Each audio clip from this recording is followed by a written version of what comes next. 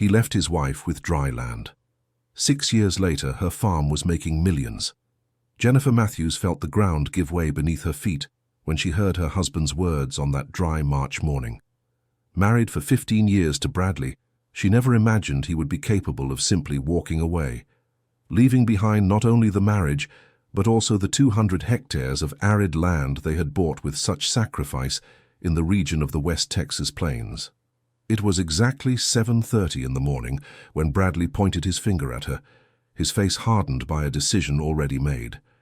He was dressed in his work clothes, the straw hat he always wore for the farm chores, but there was something different in his eyes, a coldness she had never seen before. "Jennifer, this land will never bear fruit. I'm not staying here wasting time," he said, without even looking her in the eye. "I'm leaving. You can keep this dry land if you want, but I'm not spending another day in this place." She was sitting on the hard-packed dirt of the yard, still wearing the blue nightgown she had slept in, trying to process the words she had just heard. Her hands trembled as she held the cup of coffee she had prepared for them both, as she had done every morning for over a decade. "Bradley, what are you talking about?" she managed to say, her voice coming out weaker than she would have liked. "We bought this land together. We made plans together. What do you mean you're leaving?" "Plans change, Jennifer. This land is worthless. It will always be worthless. Look around you." He gestured with his arm, pointing to the vast, dry expanse stretching as far as the eye could see. "It hasn't rained properly in 2 years. The soil isn't even good for grass. I've wasted too much time here already."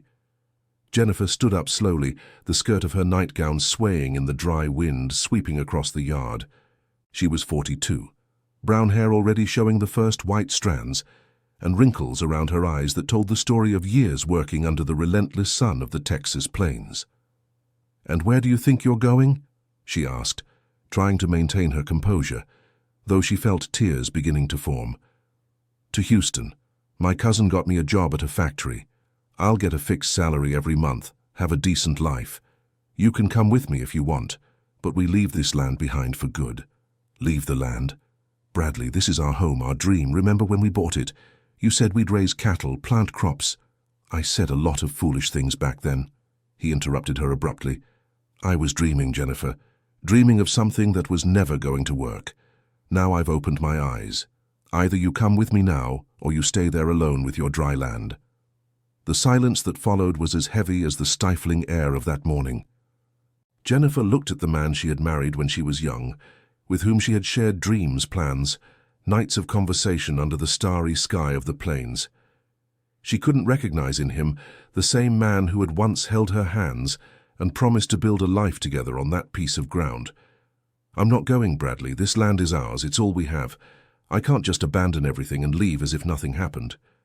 "Then you've made your choice," he said, turning his back on her. "I've already packed my things.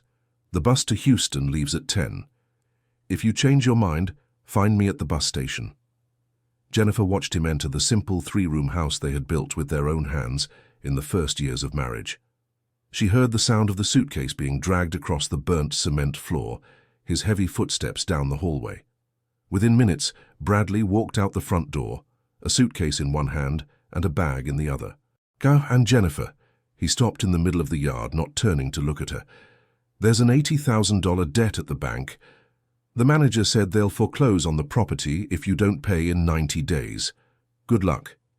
And so, without a hug, without a goodbye kiss, without even one last look, Bradley Matthews walked down the dirt road that led to town, leaving behind 15 years of marriage and a woman completely lost in the middle of 500 acres of dry land. Jennifer stood still in the yard for over an hour, watching her husband's figure shrink on the dusty road until it disappeared completely. Only then did the tears come, first slowly, then in a desperate cry that echoed through the vast emptiness around her. Dear listener, if you're enjoying the story, please take a moment to like and especially subscribe to the channel. It really helps us who are just starting out. Now continuing. In the days that followed, Jennifer could barely get out of bed. The house, which once seemed cozy even in its simplicity, now felt cold and empty. The silence was deafening. There was no longer the sound of Bradley's boots on the floor, no longer his voice calling for her in the early morning, no longer the smell of coffee being brewed for 2. It was on the fourth day after her husband's departure that Jennifer finally forced herself to get up and face reality. She needed to understand exactly what situation she was in. She searched through the papers Bradley kept in a drawer of the old dresser they had bought used years ago. What she found left her even more desperate. There was indeed a debt of $80,000 at the National Farmers Bank, taken out 2 years earlier for the purchase of farm equipment that had never arrived. There were also several collection letters that Bradley had hidden from her, some already with threats of legal action. But it was when she found a sealed envelope, hidden at the back of the drawer, that Jennifer discovered something that would change everything. Inside was a technical soil report for the property, dated 6 months earlier. Her hands trembled as she read the document Bradley had kept secret.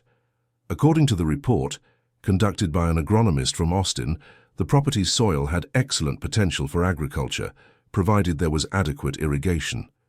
The document also pointed to the existence of a water table just 40 feet deep across much of the property, and recommended specific crops that would adapt well to the region's climatic conditions. Jennifer felt a mix of anger and disbelief. Bradley knew. He knew the land had potential, knew there was groundwater, knew it was possible to make something work there, and yet he had chosen to leave, lying to her about the true condition of the soil. With the report in hand, Jennifer made a decision that would change her life forever. She wasn't going to give up. No matter the cost, she was going to fight for that land. She was going to prove Bradley wrong. She was going to show that she was capable of doing alone what they couldn't do together. In the following days, Jennifer began to put her plan into action. First, she went to town to find the bank manager, Mr. Thomas Harrison, a middle-aged man who had known the Matthews family for years. "Mrs. Jennifer," he said, with a tone of pity in his voice when she entered the branch, "I heard your Bradley left.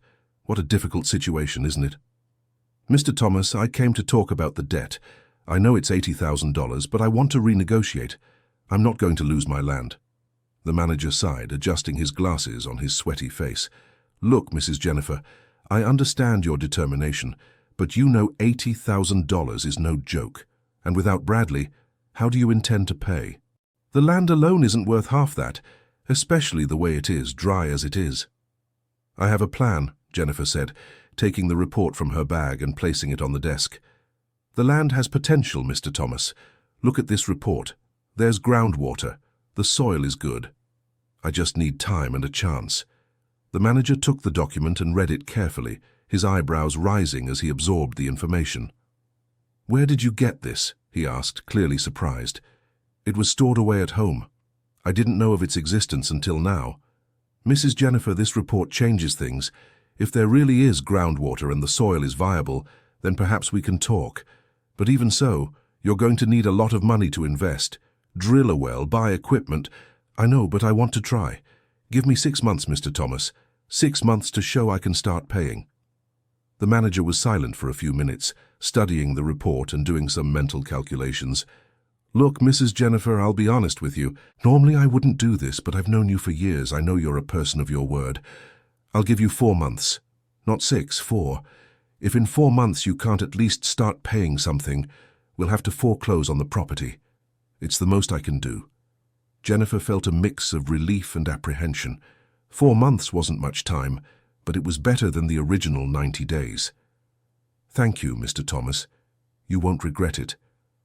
"I hope not, Mrs. Jennifer. I hope not." Leaving the bank, Jennifer went straight to the City Hall office to look for information about government programs for small rural producers. It was there that she met Rachel Thompson, a 28-year-old young agronomist who had recently been hired to work on the municipality's rural development. "Mrs. Jennifer, I see you have a 200-hectare property in the Dry Ridge region," said Rachel, consulting some papers on her desk. "It's an area with a lot of potential, especially if you can solve the water issue." "That's exactly what I wanted to talk about. I have a report here that says there's groundwater on the property." Rachel examined the document with professional interest, making some notes in a notebook. "This report is correct. I know this engineer's work. He's very thorough. Mrs. Jennifer, you have a property with real production potential. The problem is, you'll need considerable initial investment." "What kind of investment?" To start drilling the artesian well, that will cost about $15,000. Then a basic irrigation system, another $10,000 or so. Seeds, fertilizer, minimum equipment, another $5,000. We're talking at least $30,000 just to start. Jennifer felt her heart tighten. $30,000 was a fortune for her, who barely had money for basic household expenses. What if I start small, with a smaller area? It's possible. We could start with 2 hectares, use a drip irrigation system. The initial investment would drop to about $12,000. That's still a lot of money. Look, Mrs. Jennifer, I have a proposal. I'm just starting here at City Hall. I need success stories to show my bosses. How about if I help you for free? Technical assistance, guidance, follow-up. In return, if it works, I can use your property as an example in my reports. Jennifer looked at the young engineer, seeing in her a sincerity that put her at ease. You would really do that? I would. I believe in the region's potential, and I believe family farming can make a difference here. Would you be willing? I am. But I don't have the $12,000 to start. Let's think of a solution. There's a federal government program for small producers. There's rural credit with subsidized interest. Let's pursue every possibility. For the first time since Bradley had left, Jennifer felt a glimmer of hope. Maybe, just maybe, it was possible to turn things around. In the following weeks, Jennifer and Rachel worked tirelessly to make the project viable. They discovered there was a rural microcredit program offering loans of up to $15,000 for women heads of household in vulnerable situations. The problem was the bureaucracy. Mrs. Jennifer, you're going to need a series of documents, explained Rachel. Certificates, proof of income, a technical project, supplier quotes. It will be a lot of work, but it's possible. Then let's get started. For a month, Jennifer chased down all the necessary documentation. She had to go to the notary's office in town several times, face lines at the Federal Land Registry office, get quotes from well drilling companies. It was an exhausting process, but she didn't give up. The technical project was drawn up by Rachel free of charge. They planned to start with 2 hectares of organic horticulture, focusing on products that were well accepted in the local market: lettuce, tomatoes, cucumbers, zucchini, and aromatic herbs. Mrs. Jennifer, organic products are in high demand, explained Rachel, as they did the economic viability calculations. The price is much better than conventional ones, and you don't need pesticides, which reduces costs. But is it harder to produce? Not necessarily. It's different. It requires more care with the soil with natural pests, but it's not impossible. And there's an advantage. Consumers are becoming more and more conscious about healthy eating.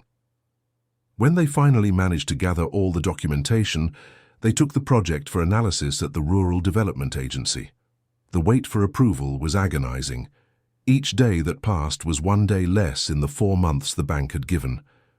It was on a Thursday afternoon that Rachel called Jennifer, her voice filled with emotion. Mrs. Jennifer, they approved it. $15,000, an interest rate of 0.5% per month, a 2-year term to pay. Jennifer felt her legs go weak. It was real. She finally had a concrete chance to start. When can I get the money? Tomorrow. You just need to sign the papers at the agency. That night, Jennifer could barely sleep. For the first time in 2 months, it wasn't tears of sadness that wet her pillow, but tears of hope. The well drilling began on a Monday morning. Jennifer woke up before sunrise, made strong coffee, and watched the technicians set up the equipment at the spot Rachel had indicated, based on the technical report. Mrs. Jennifer, said Mr. Walter, the man in charge of the drilling, an experienced man of about 60. According to this report, the water should appear between 10 and 15 meters. If we don't find it by 20 meters, we stop here. And if we don't find it, then you'll have to try another spot, but it'll be money wasted. Jennifer prayed as she hadn't prayed in years. With every meter the drill went down, she felt her heart beat faster. At 12 meters, nothing. At 15 meters, still nothing. When it reached 18 meters, Jennifer was already preparing for the worst. And then, at 19.5 meters, it happened. "We found it," shouted Mr. Walter with a broad smile on his face. "And it's not a little either, Mrs. Jennifer. It's a lot of water." Jennifer ran to the drill and saw water gushing abundantly from the hole in the ground. It was crystal clear, odorless with no strange taste. It was perfect. "How many hectares can we irrigate with this water?" she asked, still incredulous. "Mrs. Jennifer, with this flow rate we can easily irrigate about 10 hectares. You've found a treasure down here." For the first time in 2 months, Jennifer smiled a real smile. With the well drilled and working, the next step was to install the irrigation system. Rachel had designed a simple but efficient system with PVC pipes and basic sprinklers for the initial 2 hectares.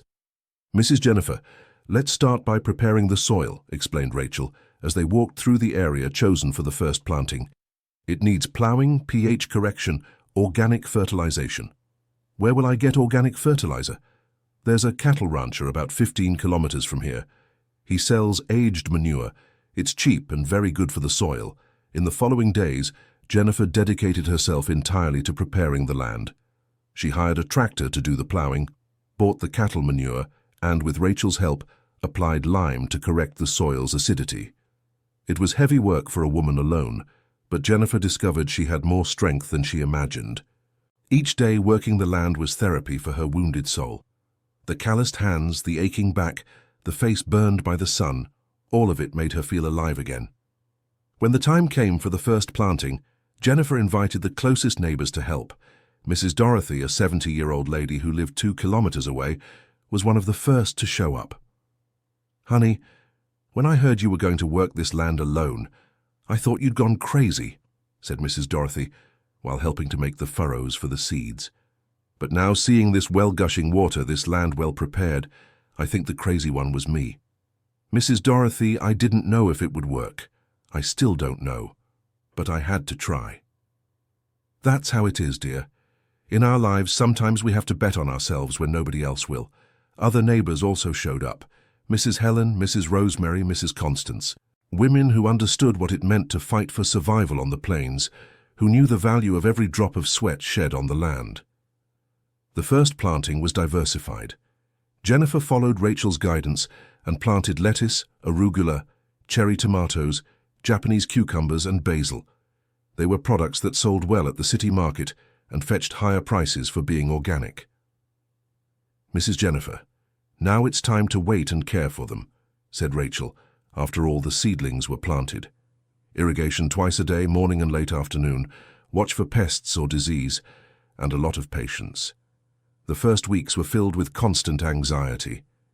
Jennifer woke before sunrise to turn on the irrigation system, spent the whole day observing the seedlings, looking for signs of growth. At night, before sleeping, she did one last inspection with a flashlight.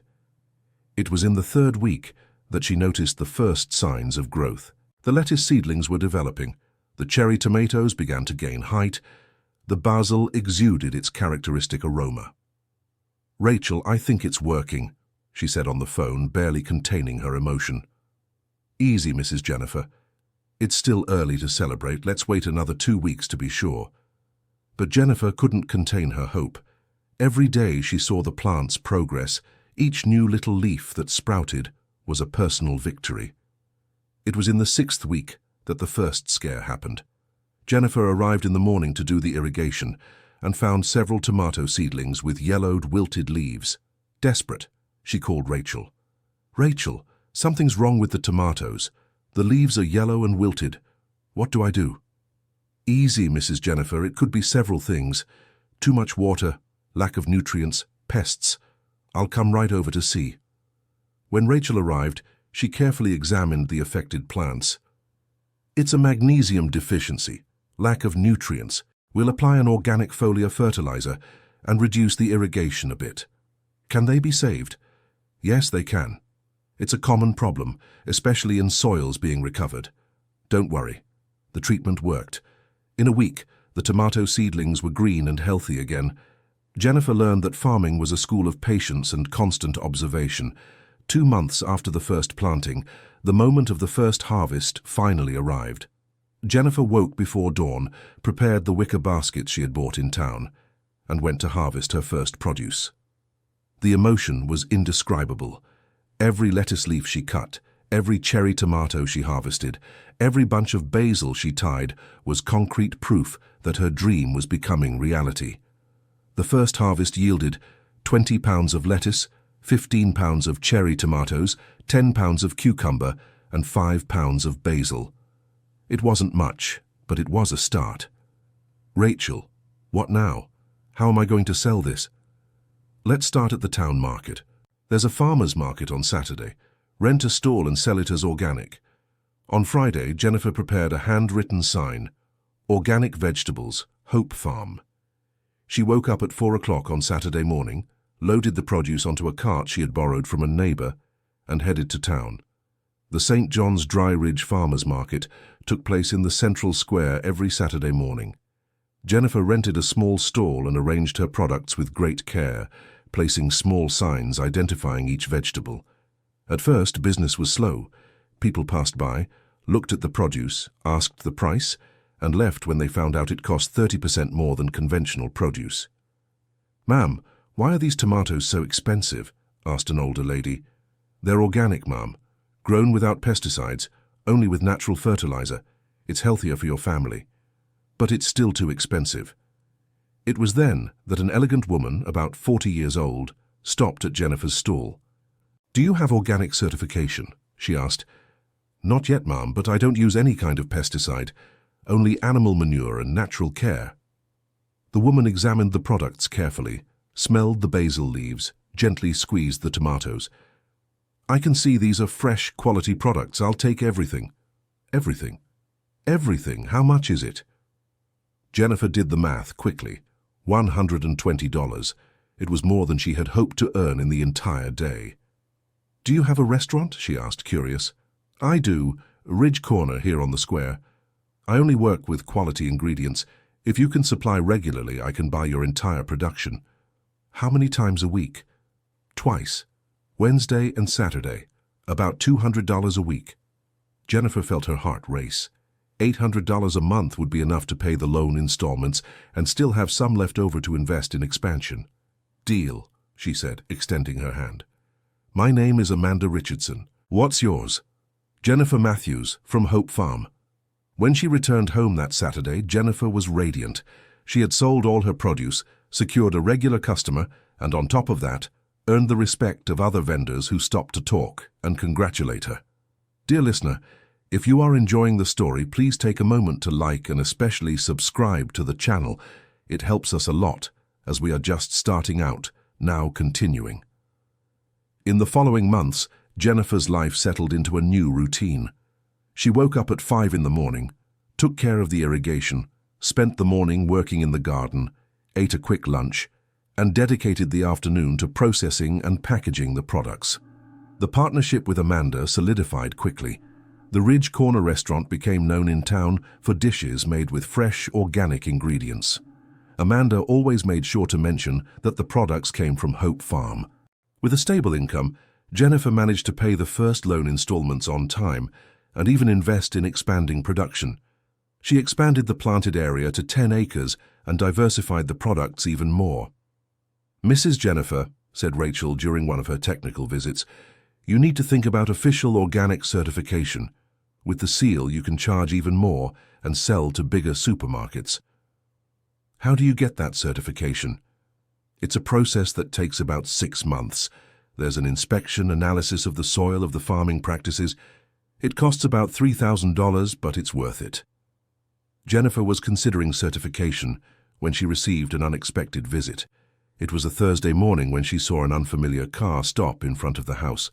Out stepped a well-dressed man in a suit and tie, completely out of place in that rural setting. "Are you Mrs. Jennifer Matthews?" asked the man, approaching with a businesslike smile on his face. "I am. How can I help you?" "My name is Vincent Sanders. I represent the Triangle Agricultural Cooperative. We heard about your work here and would like to make a proposal." Jennifer invited him in and served coffee. Vincent looked around with interest, making mental notes of everything he saw. "Mrs. Jennifer, our cooperative works with distributing organic products to major supermarket chains.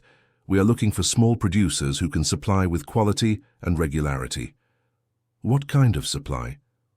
We're talking about 2,000 kilograms per month of various products. Price 40% above market average. An exclusive 2-year contract. Jennifer nearly choked on her coffee.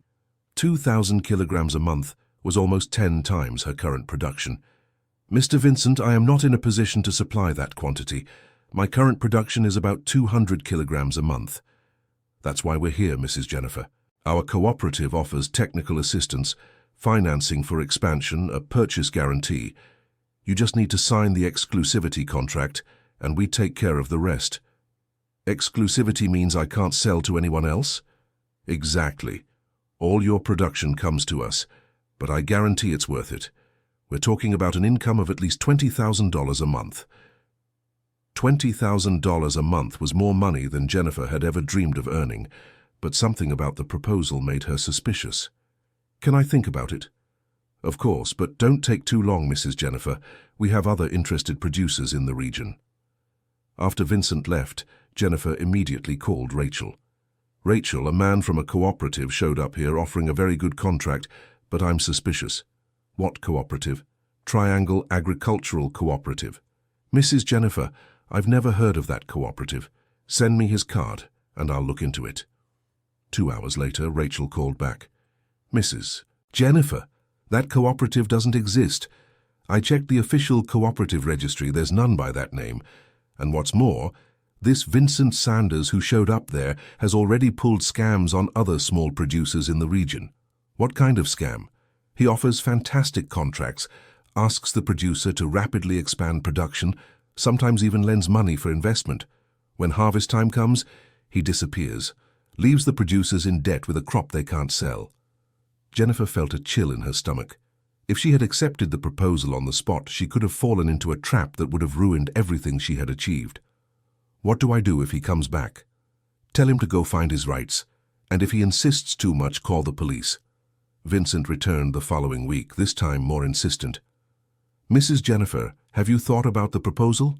I have, and I'm not interested, thank you. How can you not be interested? It's a unique opportunity. $20,000 a month. I already said I'm not interested. I appreciate the visit, but you need to leave now. You're making a mistake. You won't get another chance like this. If you don't leave my property right now, I'll call the authorities. Vincent realized he wasn't going to fool her and left, but not without making a veiled threat first. You'll regret this, Mrs. Jennifer. A small market like this doesn't have room for everyone. In the following weeks, Jennifer began to notice that something strange was happening. Some of her products at the market started spoiling more quickly, even though they were harvested the day before. Amanda complained that the last tomatoes tasted strange. It was Rachel who discovered what was happening.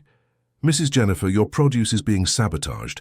Someone is spraying some chemical substance on them at night. What do you mean? I found traces of a chemical pesticide on the lettuce leaves. It's a substance that makes the produce spoil quickly and gives it a bitter taste. Who would do such a thing? I have my suspicions.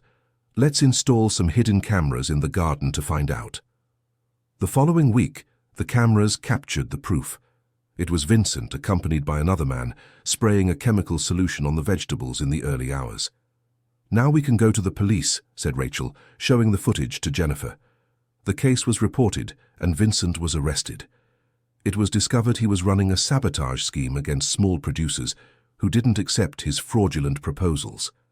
Jennifer narrowly escaped having her production ruined.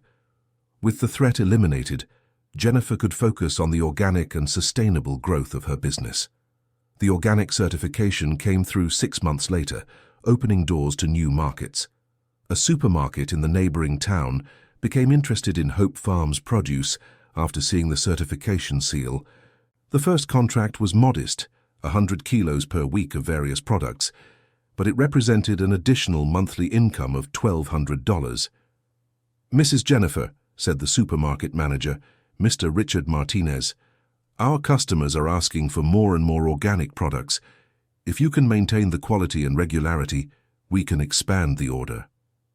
To meet the new demand, Jennifer needed to hire help. Mrs. Dorothy, her 70-year-old neighbor, became Hope Farms' first official employee. Dear, I never thought I'd have a signed work card at my age, said Mrs. Dorothy, laughing on her first day of work. but it's wonderful to have a fixed income every month. With Mrs. Dorothy handling the harvesting and packaging, Jennifer could dedicate more time to planning and expansion. She expanded the cultivated area again, reaching 8 hectares, and diversified the production even further. She introduced new crops: zucchini, eggplant, cauliflower, broccoli. Each new product required study, testing, and adaptation to local conditions. But Jennifer discovered she had a natural talent for farming. "Rachel, I think I was born for this," she said in a conversation with the engineer as they observed the lush garden stretching out before them. "I never imagined I would enjoy working the land so much. Mrs. Jennifer, you truly have a gift. It's impressive how you can read the plants, notice when something is wrong, adapt techniques to local conditions." It was during an organic products fair in Austin that Jennifer met Helen Morgan, owner of a specialty health food store in the state capital. "Your products are excellent," said Helen, after tasting Hope Farm's cherry tomatoes. "I have clients in Austin who would pay well for quality like this. Is the distance not a problem?" "No, if you can deliver once a week. My store supplies gourmet restaurants, high-income clients. Price isn't the main factor, quality is." The partnership with Helen opened a completely new market for Jennifer. Hope Farm's products began to be sold in Austin with profit margins 60% higher than in the local market. To handle deliveries to the capital, Jennifer bought a small used refrigerated van. Once a week, she made the 200-kilometer trip to Austin, delivered the products, and took the opportunity to buy supplies and equipment. These trips were important for expanding Jennifer's horizons. In the capital, she came into contact with more advanced agricultural techniques, met other organic producers, and participated in courses and lectures. It was on one of these trips that she met Professor Anthony Roberts, a sustainable agriculture specialist from the State University of Texas. "Mrs. Jennifer, your case is inspiring," said the professor after hearing her story. "A woman alone, starting from scratch, managing to build a prosperous business sustainably. We would like to document your experience." "Document how?" "A case study to show our students, and perhaps even a university extension project to help other small producers in the region." The partnership with the university brought unexpected benefits. Agronomy students began interning at Hope Farm, bringing theoretical knowledge that Jennifer combined with her practical experience. It was one of these interns, Charles Edward, a 22-year-old young man, who suggested creating a local cooperative. "Mrs. Jennifer, there are other small producers in the region who could benefit from your experience. If they created a cooperative, they could share costs, share knowledge, and have more strength to negotiate prices." The idea made sense to Jennifer. She knew at least 5 neighbors who had small properties, but didn't know how to properly utilize them. "Charles, how would this cooperative work?" "You would be the coordinator, since you have more experience and contacts. The other producers would contribute their land. They would share equipment, techniques, even deliveries. They would divide the profits proportionally to each one's production." Jennifer decided to talk to the neighbors. The first was Mr. John Peterson, a 65-year-old retiree who had 20 underutilized hectares. "Mr. John, wouldn't you like to plant something on this land?" Mrs. Jennifer, at my age, and without knowing anything about modern farming?" "But that's exactly why I'm proposing a cooperative. You contribute the land, I contribute the knowledge. We split the profits." "And how much do you think I could earn?" "Well, if we can produce on your land half of what I produce on mine, you could have an income of about 3,000 reais per month." Mr. John became interested. 3,000 reais was more than his pension. "And what do I need to do?" "Nothing. Leave it to the cooperative. We take care of the planting, irrigation, harvesting, sales. You just receive your share at the end of the month." The conversation spread through the neighborhood. In 2 weeks, Jennifer had 6 neighbors interested in joining the cooperative, totaling 80 hectares of available land. The official creation of the Dry Ridge Organic Producers Cooperative required more bureaucracy, but Rachel helped with all the documentation. In 6 months, the cooperative was officially operating. Jennifer was elected president unanimously. Mr. John Peterson became vice president, Mrs. Dorothy as treasurer. The bylaws established that profits would be divided proportionally to the area cultivated by each member. The cooperative's growth was impressive. In the first year, they reached a monthly production of 3 tons of organic vegetables. Diversity also increased. Besides traditional vegetables, they began producing fruits like strawberries, passion fruit, and acerola cherries. With the larger production volume, they secured contracts with supermarket chains in 3 cities in the region. The cooperative's monthly revenue reached 40,000 reais, guaranteeing an average income of 2,500 reais monthly for each member. "Mrs. Jennifer," said Mr. John at a cooperative meeting, "when you approached me with this idea, I thought it was a dream. Today I'm earning more than when I was working. And the best part," added Mrs. Helen, another cooperative member, "is that we are working with dignity, producing healthy food, caring for the land." The cooperative's success caught the attention of the local press. A report in the regional newspaper highlighted Jennifer's initiative as an example of female rural entrepreneurship. "From abandoned housewife to prosperous rural businesswoman," read the article's headline. "Jennifer Matthews proves it is possible to restart life at 40 and build a successful business in the countryside." The report's impact brought new interested parties. Other small producers from neighboring counties sought out Jennifer to learn about the cooperative model and replicate it in their regions. That's when she received an unexpected invitation. The state government was organizing a seminar on family farming and wanted Jennifer to be one of the speakers. "Me? A speaker?" Jennifer said to Rachel, incredulous. "But I don't have the education to speak at a seminar." "Mrs. Jennifer, you have something much more valuable than a diploma. You have practical experience. You have concrete results. Your story can inspire hundreds of other women." The seminar took place in the auditorium of the Department of Agriculture in Austin. Jennifer was nervous, but decided to tell her story with simplicity and sincerity. "My name is Jennifer Matthews," she began her talk before an audience of 200 people. 3 years ago, I was a housewife with no prospects, abandoned by my husband on a dry and indebted rural property. Today, I am the president of a cooperative that earns $500,000 a year. The audience fell silent, attentive to every word. "I won't lie to you, it was very difficult. I had moments when I thought about giving up, but I learned that we have 2 choices in life: accept the circumstances or fight to change them. I chose to fight." At the end of the talk, Jennifer received a standing ovation. Several women from the audience approached to talk, tell their own stories, ask for advice. "Mrs. Jennifer," said a young woman of about 30, "I have a small property in the countryside, but I don't know where to start. Could you help me?" "Of course, dear. Come see me at the cooperative any day." This meeting marked the beginning of a new phase in Jennifer's life.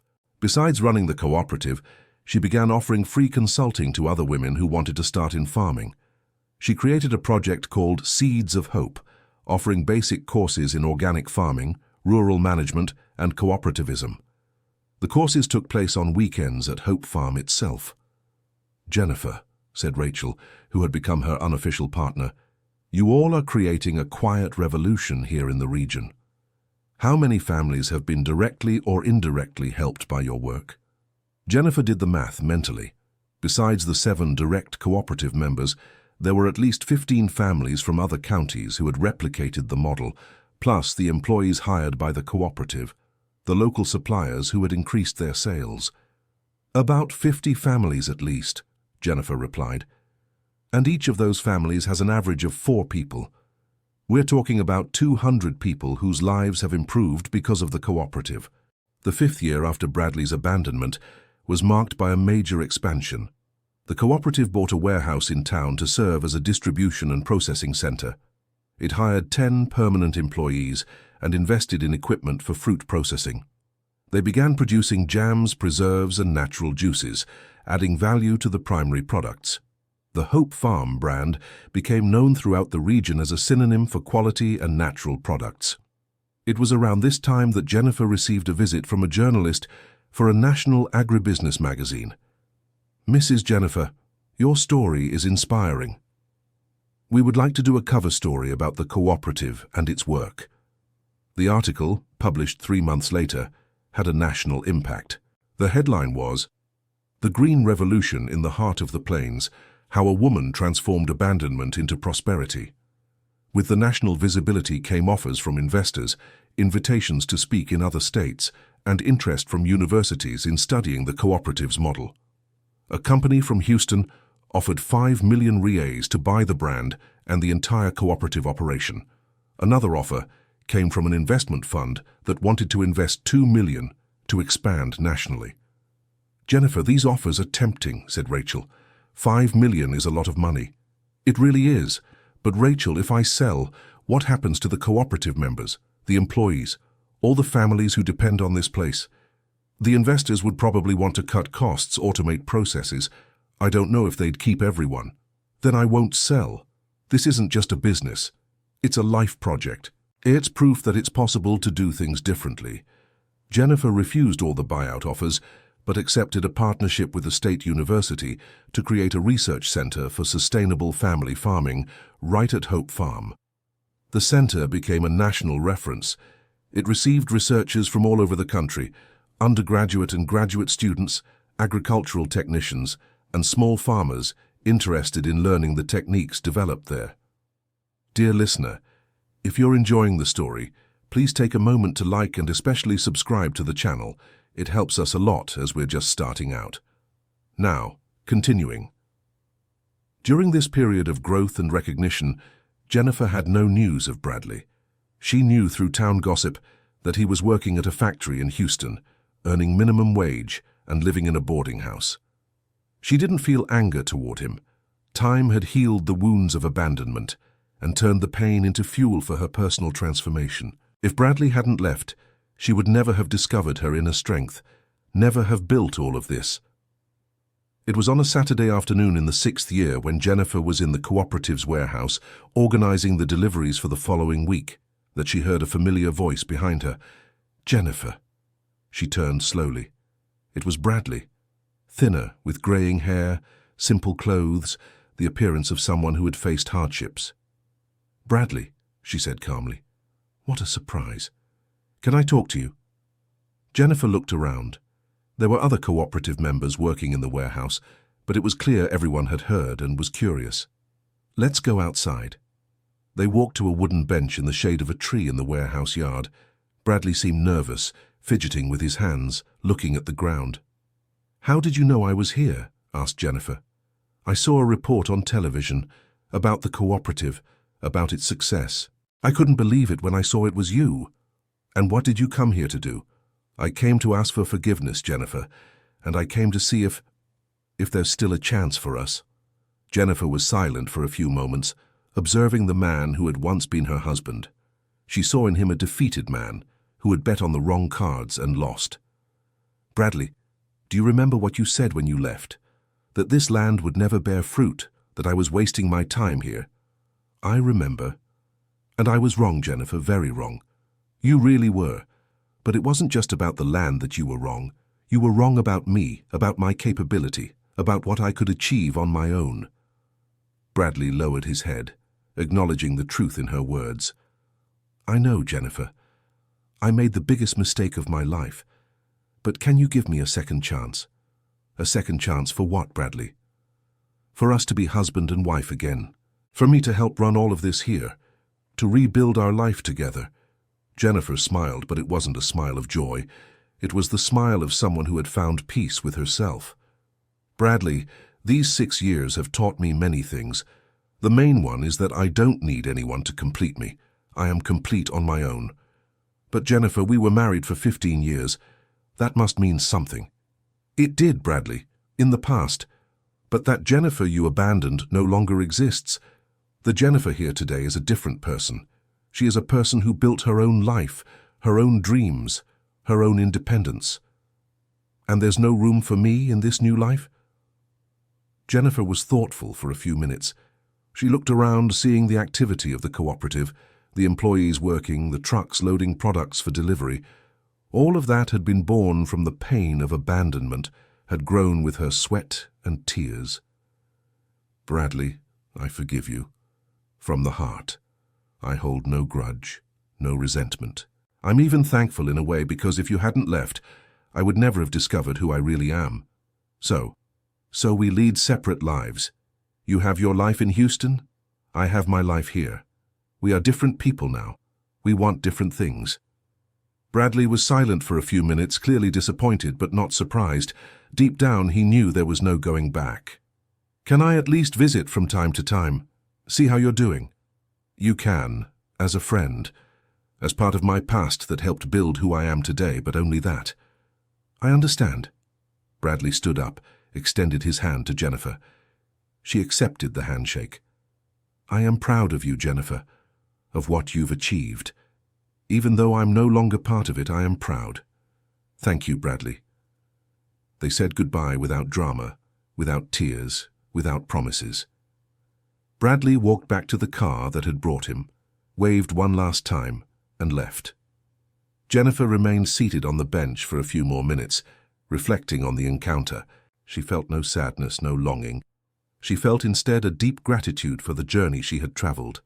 Mrs. Jennifer, said Mr. John, approaching discreetly, is everything all right? Everything's fine, Mr. John. Everything is just fine. In the following months, the cooperative continued to grow. They opened branches in 2 other counties, always following the same model. Partnerships with small local producers, a focus on organic farming, collective marketing. The cooperative's annual revenue surpassed the $2 million mark. Jennifer had become one of the most respected rural entrepreneurs in the state, but she never lost her simplicity and closeness with the cooperative members. She continued living in the same simple 3-room house, driving the same van she used for deliveries, wearing the same practical work clothes. The money she earned was largely reinvested in the cooperative or used to fund social projects in the region. She created a daycare for employees' children, a literacy program for adults, an emergency fund to help members in difficulty. Her philosophy was simple. Individual success only made sense if it benefited the community. She was invited to give lectures in several states across the country. Her story became a case study in universities, was the subject of a documentary, and inspired the creation of dozens of other cooperatives across the United States. Jennifer, said Rachel, who had officially become her partner and best friend, do you have any idea of the impact your story has had? How many women have been inspired by you to restart their lives? I don't do this thinking about the impact, Rachel. I do it because I believe every person has the right to a dignified, productive, prosperous life. If my story inspires other people, I'm happy, but that's not why I get up at 5 every morning. Then why do you get up? Because I love what I do, because I believe in what we've built here, because I know that every tomato we plant, every lettuce we harvest, every dollar we earn represents a family's independence, a worker's dignity, a community's hope. Jennifer's story reached the ears of the federal government. She was invited to join a commission that would draft public policies for family farming. Her suggestions were incorporated into a national program that benefited thousands of small producers. She received various awards and recognitions: Entrepreneur Woman of the Year, Personality of Family Farming, Order of Agricultural Merit. Each award was an opportunity to speak about the importance of family farming and cooperativism. In the 7th year after Bradley's abandonment, the cooperative inaugurated its own agro-processing plant, a modern food processing complex that employed 100 people and supplied supermarkets in 5 states. The Hope Farm brand had become synonymous with quality and social responsibility. The products were sold with a seal that guaranteed 100% organic, 100% family farming, 100% social responsibility. Jennifer, at 49, had become one of the most respected businesswomen in American agribusiness. But she remained the same simple person who had been abandoned on a dry property years before. During a visit by business administration students to the cooperative, a young woman asked, "Mrs. Jennifer, aren't you afraid that someone will copy your business model and become your competitor?" Jennifer smiled the same way she had smiled when Bradley had left 6 years earlier. "Young lady, I don't see competitors. I see potential partners. The more people who do organic family farming, the better for all of us. The market is big, there's room for everyone, and besides, what we do here isn't just business. It's a life mission." "A life mission?" to prove that it's possible to farm sustainably, that it's possible to generate prosperity while respecting the land and people, that it's possible to turn abandonment into abundance. The conversation with the students was recorded and went viral on social media. The video of Jennifer talking about her life philosophy was seen by millions of people, generating emotional comments from women who identified with her story. One of these women was Sandra, a 52-year-old divorcee from Kansas, who had inherited a small rural property from her parents.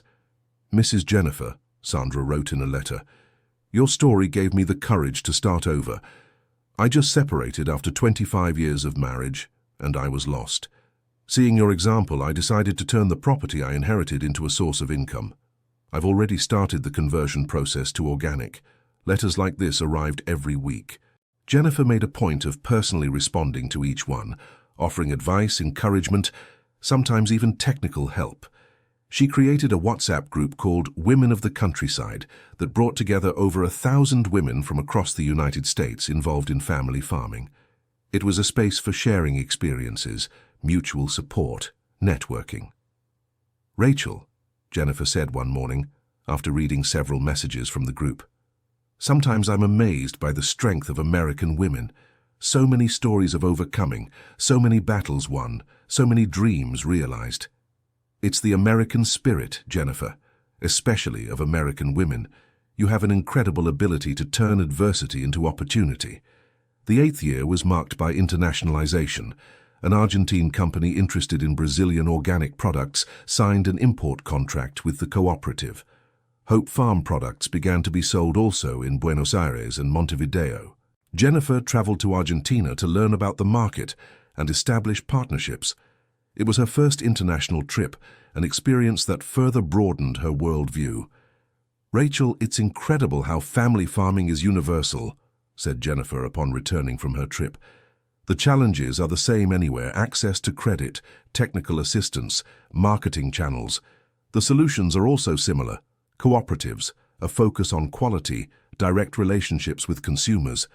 The international experience gave Jennifer new ideas. She created a technical exchange program, bringing producers from other countries to learn about the cooperative model and sending American cooperative members abroad to learn techniques. Mr. John Peterson, the cooperative's vice president at 72 years old, took his first international trip to a seminar on sustainable agriculture in Uruguay. "Mrs. Jennifer," he said upon returning, "I never thought I'd one day visit another country, talk to people from abroad about our work. You've changed many lives here." "It wasn't me, Mr. John.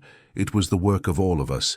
Every person who believed, who dedicated themselves, who didn't give up. This here is the result of collective effort." The 9th year brought international recognition. Jennifer was invited to speak at a UN conference on sustainable rural development in Rome. "Jennifer," said Rachel, "do you realize you'll be speaking to representatives from 190 countries?" "I do. And I also know I'll say the same thing I say here, that family farming is the foundation of a more just and sustainable world." The speech in Rome was a success. Jennifer spoke about the cooperative model, but mainly about the importance of providing opportunities for ordinary people to achieve extraordinary things. "My story isn't special because I'm special," she told the international audience. "It's special because it shows that anyone with access to basic conditions, land, water, credit, knowledge, can build a prosperous and dignified life." The speech's impact brought invitations for international cooperation projects. The methodology developed at Hope Farm began to be used in rural development programs in Africa and Asia. Jennifer became a volunteer consultant for international organizations, always with the same focus: empowering rural women through cooperative family farming.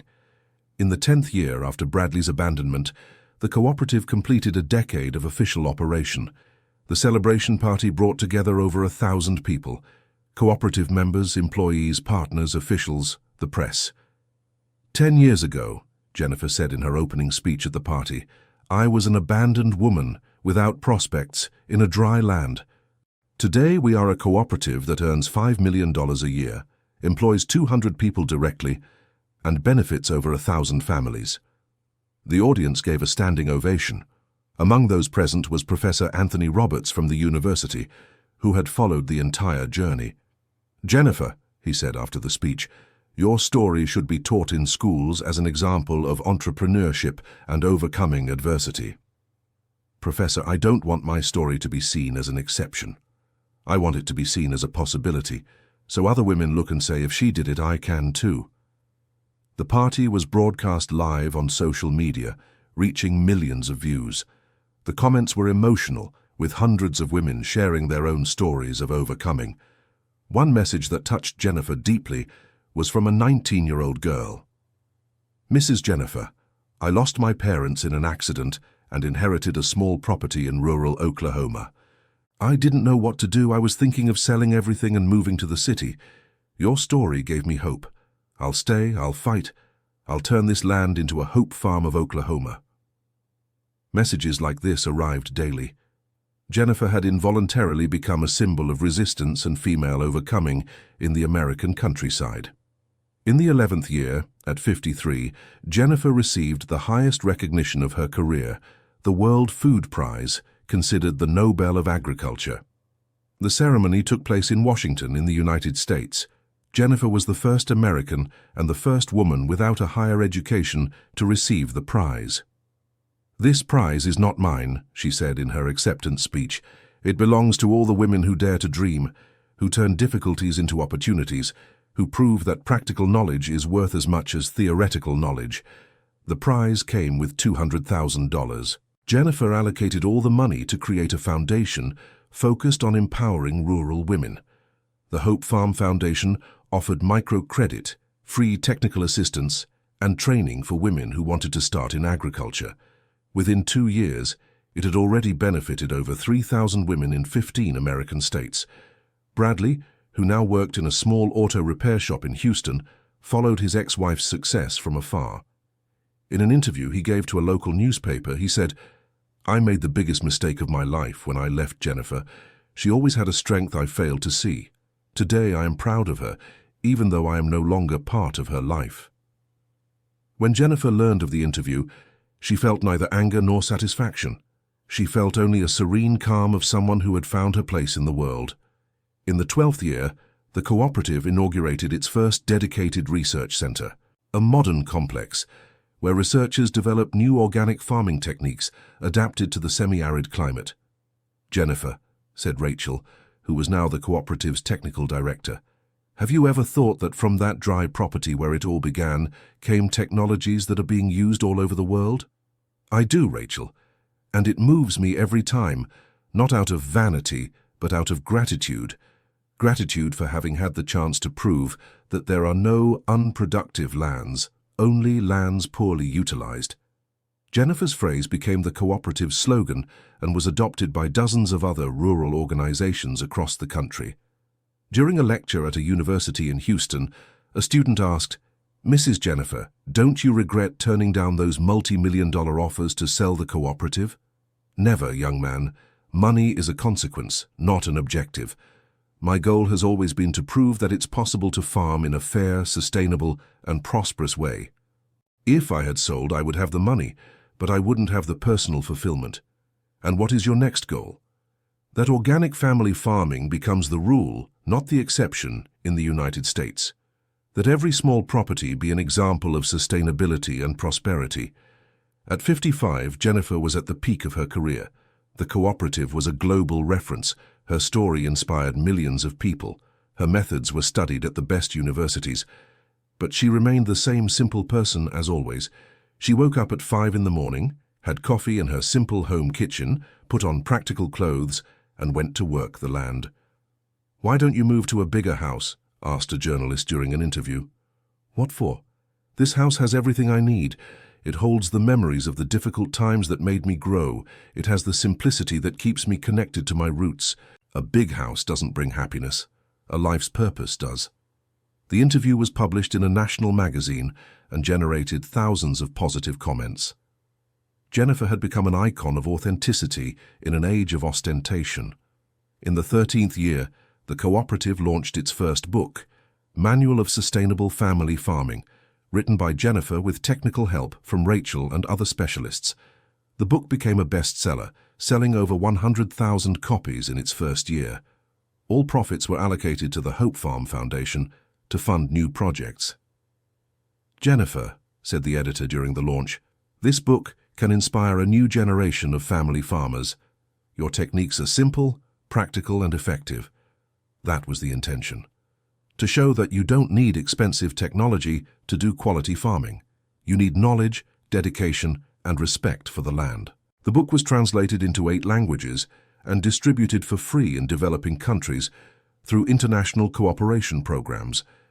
Jennifer had become an informal ambassador of American agriculture to the world, always carrying the message that prosperity and sustainability could go hand in hand.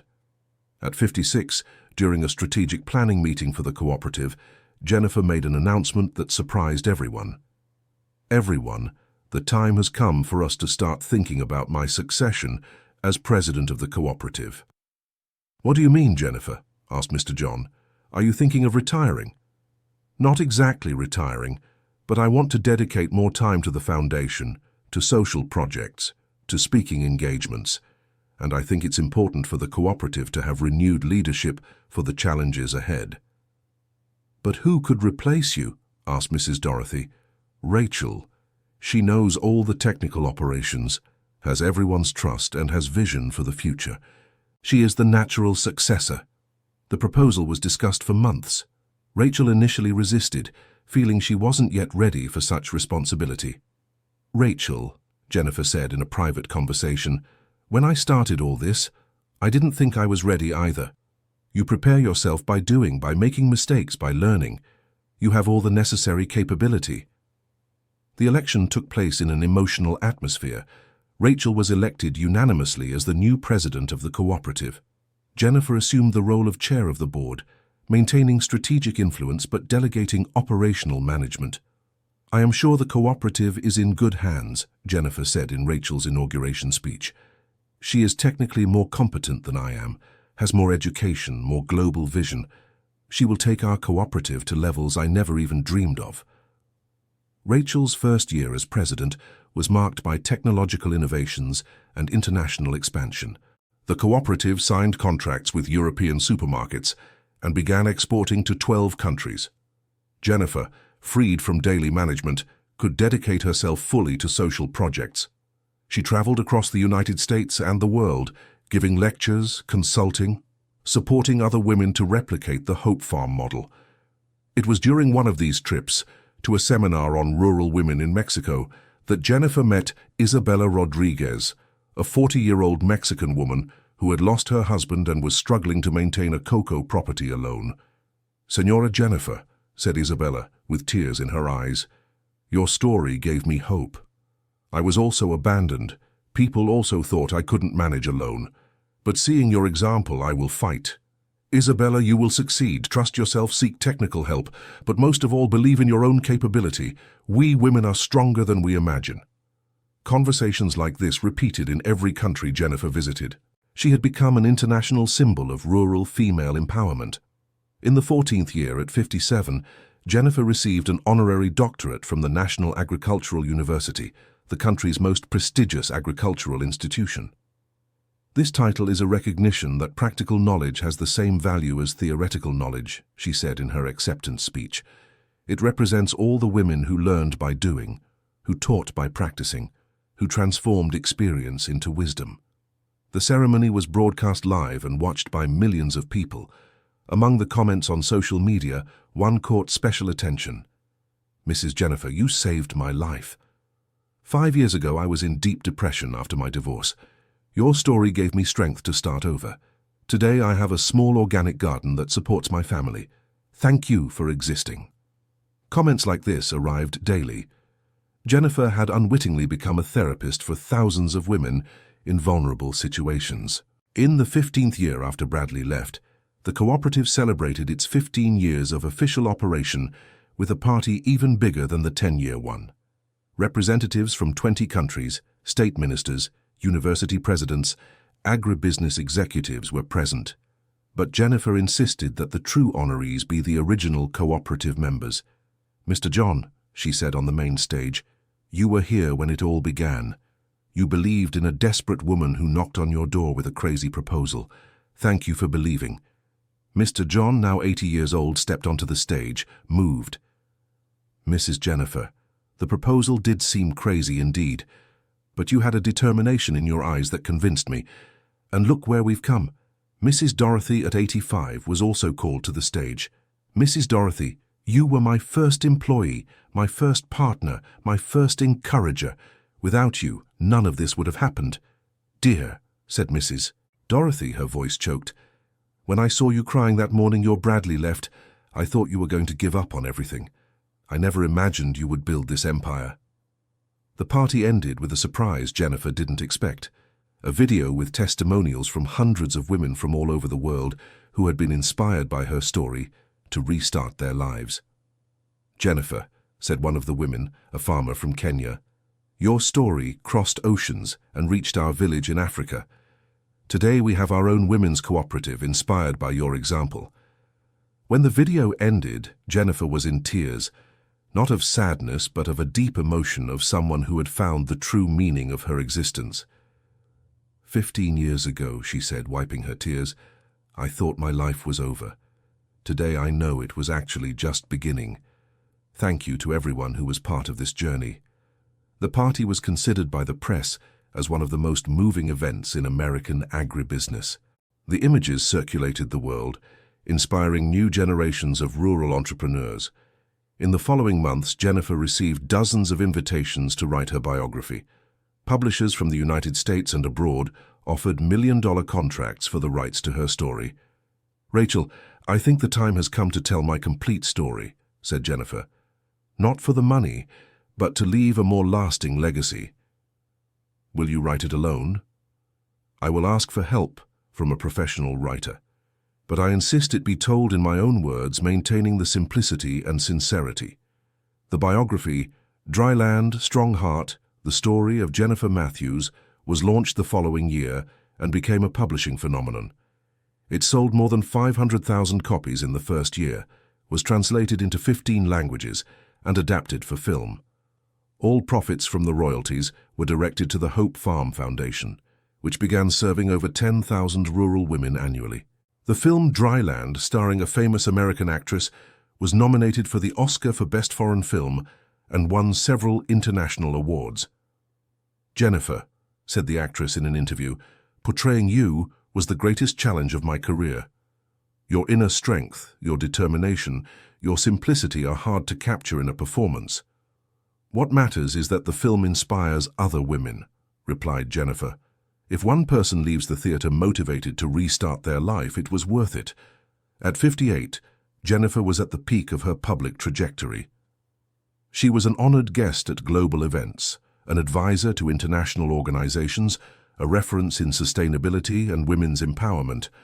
But she continued living in the same simple house, wearing the same practical clothes, keeping the same routine as always. Fame had not changed her essence. Mrs. Jennifer, asked a journalist, aren't you afraid all this exposure will change your private life? No, because my private life is very simple. I wake up early, work the land, tend to my projects, talk with friends. That doesn't change regardless of how many people know my story. During a lecture at a European university, a student asked a question that made her reflect deeply. Professor Jennifer, if you could go back in time, would you change anything in your story? Jennifer remained silent for a few seconds, thinking of the answer.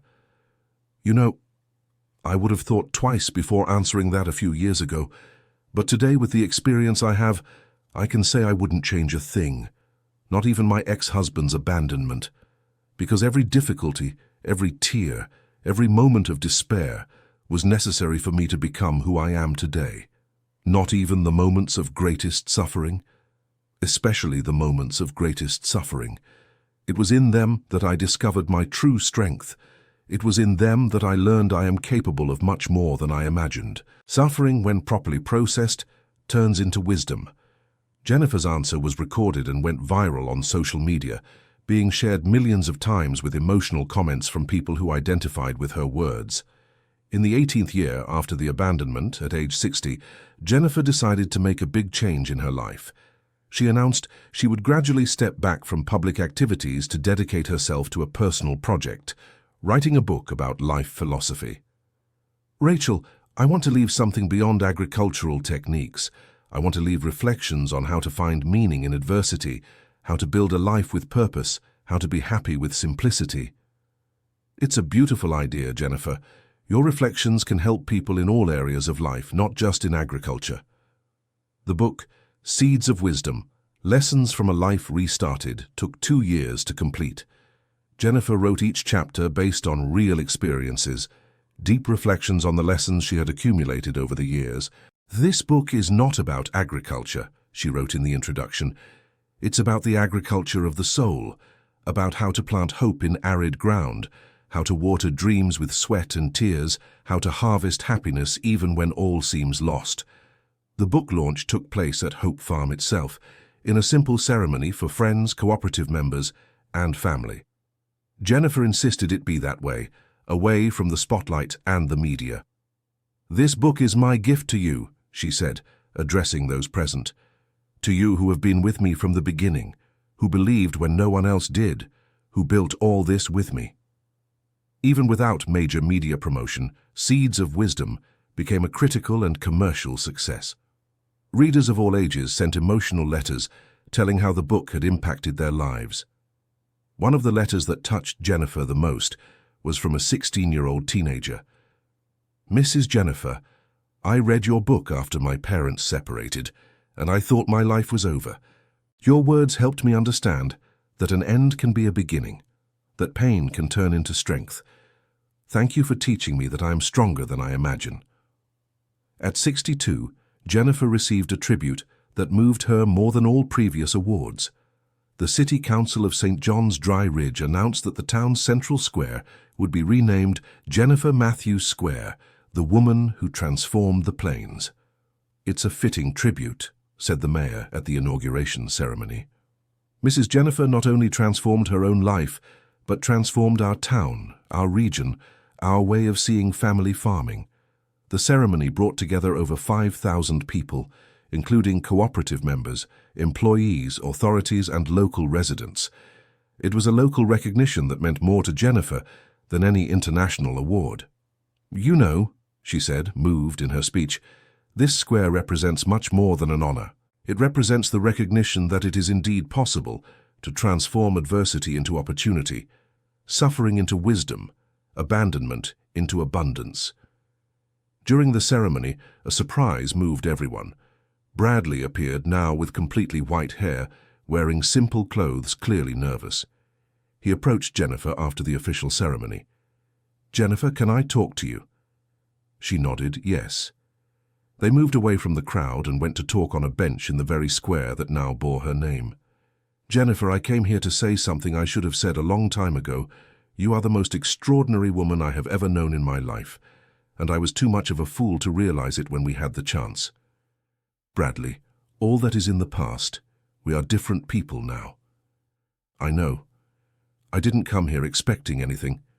I came only to acknowledge your greatness and to ask for forgiveness once more, for my blindness, for my cowardice, for abandoning you in a difficult time. I forgave you a long time ago, Bradley, and more than that I have been grateful, because your abandonment forced me to discover who I really was. You may forgive me, but I will never forgive myself. Seeing what you have built, seeing how you transformed not only your life but the lives of so many people, it makes me realize I missed the opportunity to share an extraordinary life with an extraordinary woman.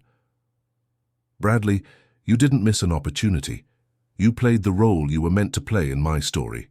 It was your abandonment that made me discover my strength.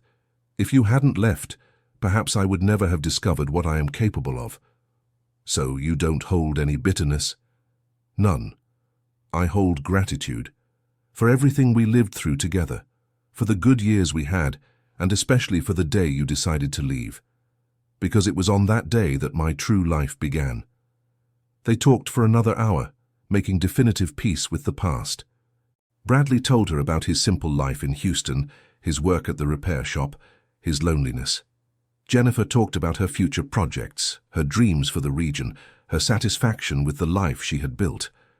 When they said goodbye this time, it was with a sincere hug and the certainty that both were at peace with their choices. "Bradley," said Jennifer before he left, "thank you for coming. This closes an important chapter in my life." "Thank you, Jennifer, for everything, and especially for showing me that it is possible to transform one's own mistakes into life lessons." In the following years, Jennifer gradually reduced her public appearances. She continued to guide the Hope Farm Foundation, occasionally participating in special events, but her main focus was to enjoy the simple life she had always loved. At 65, on a Saturday morning, Jennifer was sitting in the same yard where she had wept bitterly 23 years before, when Bradley abandoned her. But now, instead of tears of despair, there was a serene smile on her face. Rachel arrived for coffee as she had done every Saturday for over 15 years. "Jennifer, what are you thinking about?" "I was thinking about how surprising life is, Rachel. 23 years ago in this very place, I thought my life was over. Today I know it was actually just beginning." "And how do you feel today?" "Complete, fulfilled, grateful, not for everything I've achieved materially, but for everything I discovered about myself. I discovered that I am stronger than I imagined, more capable than I dreamed, more resilient than I expected." "And what is your greatest pride?" Jennifer looked around, seeing the lush property stretching to the horizon, hearing the sound of running water from the artesian well, smelling the fertile earth. "My greatest pride isn't the cooperative. It's not the awards. It's not the money. My greatest pride is having proven to myself that abandonment isn't an end, it's a beginning. That loneliness isn't a punishment, it's an opportunity. That at 42, or at any age, it's always possible to start over." They stayed silent for a few minutes, contemplating the landscape that had once been just dry land and was now a symbol of abundance and prosperity.